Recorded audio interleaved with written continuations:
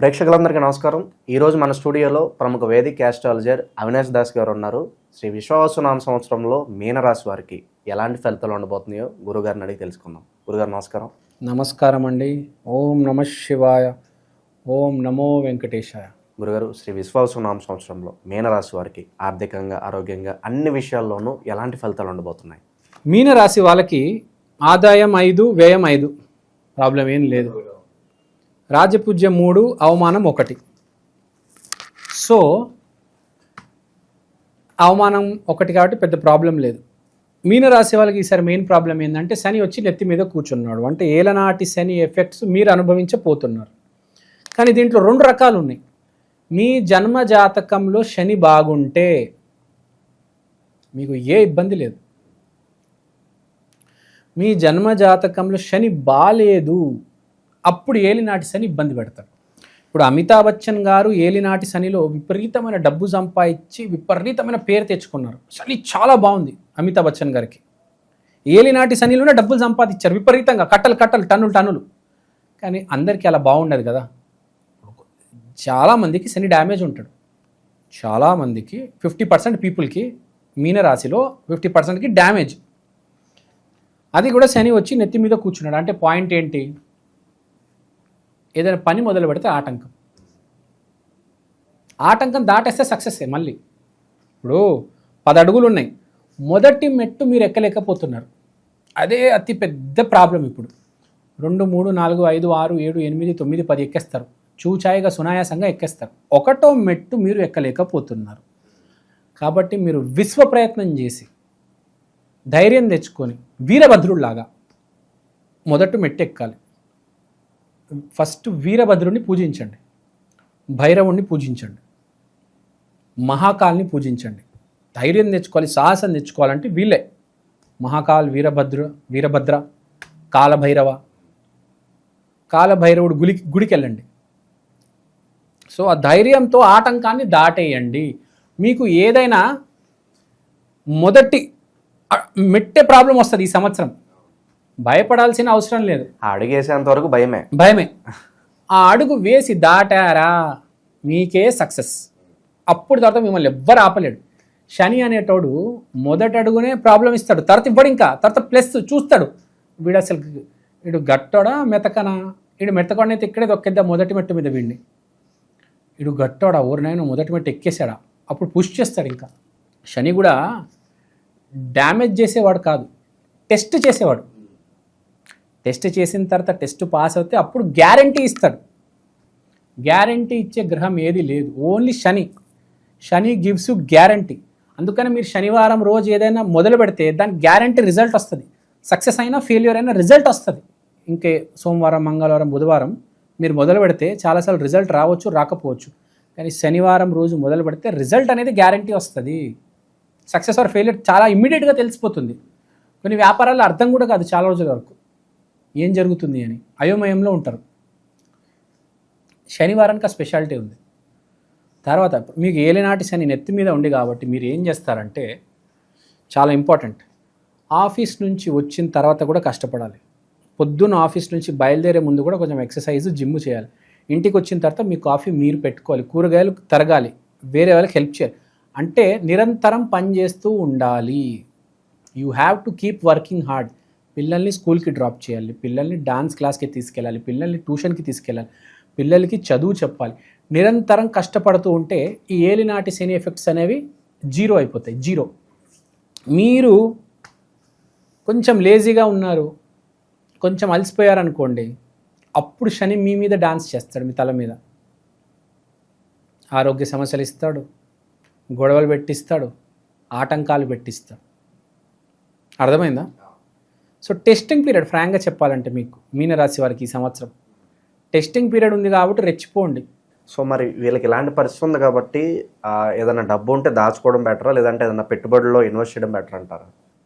ఇప్పుడు ఇది చాలా ట్రిక్కీ క్వశ్చన్. మీ జన్మజాతకంలో శని బాగుందంటే మీకు డబ్బులు వచ్చేది ఇప్పుడే. శని బాగాలేదంటే సైలెంట్గా ఉండిపోవడం బెటర్.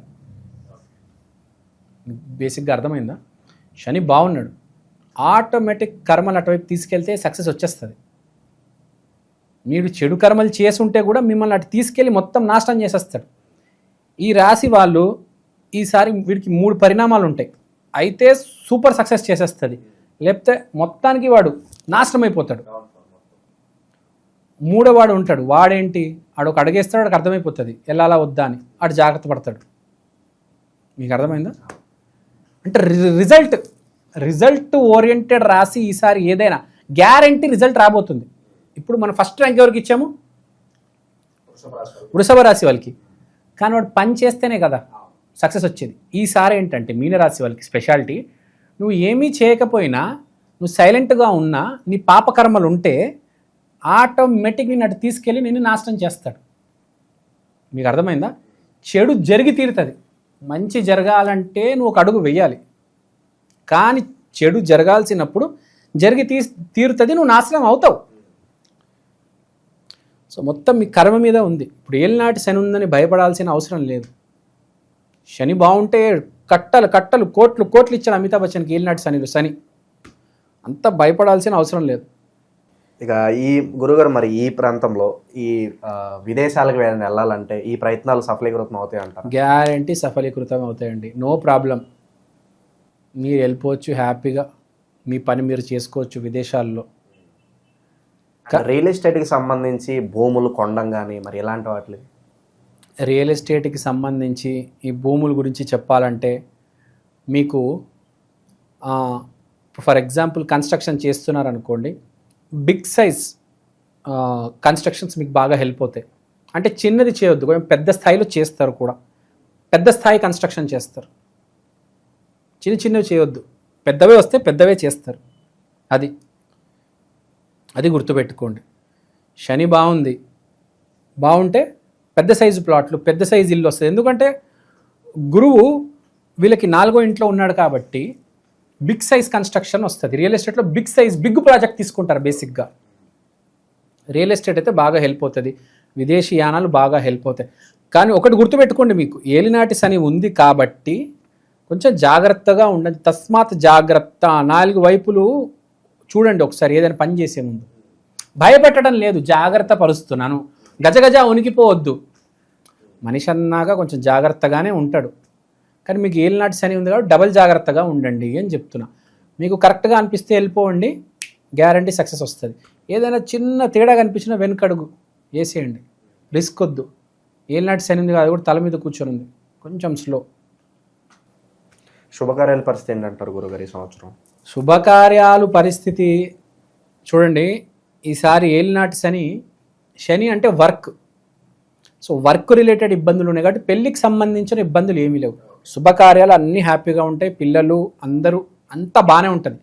వర్క్ రిలేటెడే కొంచెం ఫైనాన్షియల్ ప్రాబ్లం ఈ ఇబ్బందులు ఉన్నాయి. కానీ మ్యారేజ్కి, కిడ్స్, స్కూలు, అత్త మావ ఏం గొడవలు లేవు, అంతా హ్యాపీగా జరుగుతుంది. తర్వాత ఈసారి హెల్త్ కాపాడుకోవాలి వీళ్ళు. హెల్త్ కొంచెం జాగ్రత్త, లేట్ చేయొద్దు ఏ విషయంలో. ఏదైనా ప్రాబ్లం వస్తే డాక్టర్ దగ్గరికి ముందుకు వెళ్ళిపోండి. Prevention is better than cure. Prevention is better than cure. Health జాగ్రత్త. ఈసారి బొక్కలకు సంబంధించిన సమస్య ఏమైనా రావచ్చు, కింద పడి కాలు ఇరగడము, ముసలాలు అయితే కొంచెం మోకాలు అరిగిపోవడము, బోన్ రిలేటెడ్ ప్రాబ్లమ్స్ వస్తాయి. పని వాళ్ళతో సమస్య వస్తుంది. పొలిటీషియన్స్తో తగాదా అస్సలు పెట్టుకోవద్దు. మోస్ట్ ఇంపార్టెంట్ 1 లైన్లో చెప్పాలంటే భయపడవద్దు. ఈసారి ఎవరు ఏది చెప్పినా, ఎన్ని రాశి ఫలాలు మీనరాశికి బాగాలేదు, ఏలినాటి శని తల మీద కూర్చుందని చెప్పినా భయపడవద్దు. భయపడుకుంటూ కూర్చుంటే ఇంకేం మిగులుతుంది? ముందడుగు వేసుకుంటూ వెళ్ళిపోవడమే. శనివారం రోజు ఏలినాటి శని ఉంది కాబట్టి శివాలయానికి వెళ్ళి నువ్వుల లడ్లు అందరికి ఇచ్చేసి జలాభిషేకం, పాలాభిషేకం చేసి ఓం నమ శివాయ అని చెప్తే చాలు. No need to worry, all is well. దేవుడు అన్నాడు, గుర్తుపెట్టుకోండి. ఇంకా శనికి సంబంధించిన దానాలు గట్రా చేసుకుంటే బాగుంటుందంట. శనికి సంబంధించిన కొన్ని ఉన్నాయి, చెప్తాను. ఏం చేస్తారంటే శనికి సంబంధించింది, శని అంటే శ్రామికుడు. శ్రామికుడు అంటే ఎవరు? బాగా కష్టపడేటోళ్ళు ఎవరు?